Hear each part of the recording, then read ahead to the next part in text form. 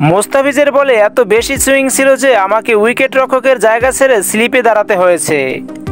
মুস্তাফিজ আমাকে বাধ্য করেছে স্লিপে দাঁড়াতে। ওর বোলিং বৈচিত্র্য ছিল অন্যরকম, যা দেখে আমি নিজেও অবাক হয়েছি। এবার মুস্তাফিজের বোলিং নিয়ে অবাক করা তথ্য জানিয়েছেন মহেন্দ্র সিং ধোনি। টি-20তে ডেথ ওভারে বল করা যে কোনো বোলারের জন্যই কষ্টকর। সব দলের সেরা বোলারদের বল করতে দেওয়া হয় ডেথ ওভারগুলোতে।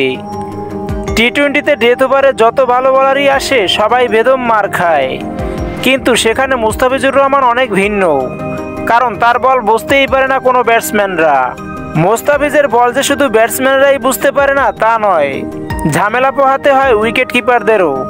গতকাল মুস্তাফিজুর রহমান যখন বোলিং করছিল তখন মহেন্দ্র সিং ধোনিকে অনেক বেশি ঝামেলা পোহাতে হয়েছিল, তা নিজের মুখেই বলল ধোনি। তিনি বলেন, এই উইকেটে মুস্তাফিজুর রহমান একজন কার্যকারী বোলার, সে খুব ভালো স্লোয়ার করেছে। আমার আরও বেশি ভালো লেগেছে যে তার বল কেউ বুঝতেই পারে না। তিনি আরও বলেন, মুস্তাফিজের বলগুলো এত বেশি সুইং করছিল যে আমি যদি উইকেট কিপারের জায়গা থেকে সরে স্লিপে না দাঁড়াতাম ওর বলগুলো আমি ধরতেই পারতাম না।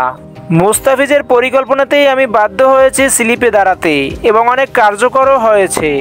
তবে যাই হোক, মুস্তাফিজের এমন বোলিং বৈচিত্র্য এবং কাটার ও স্লোয়ারের কম্বিনেশনে তার বোলিং আমার কাছে অনন্য মনে হয়েছে। প্রিয় দর্শক, মুস্তাফিজের বোলিং আপনাদের কাছে কেমন মনে হয় তা কমেন্ট করে জানিয়ে দিন।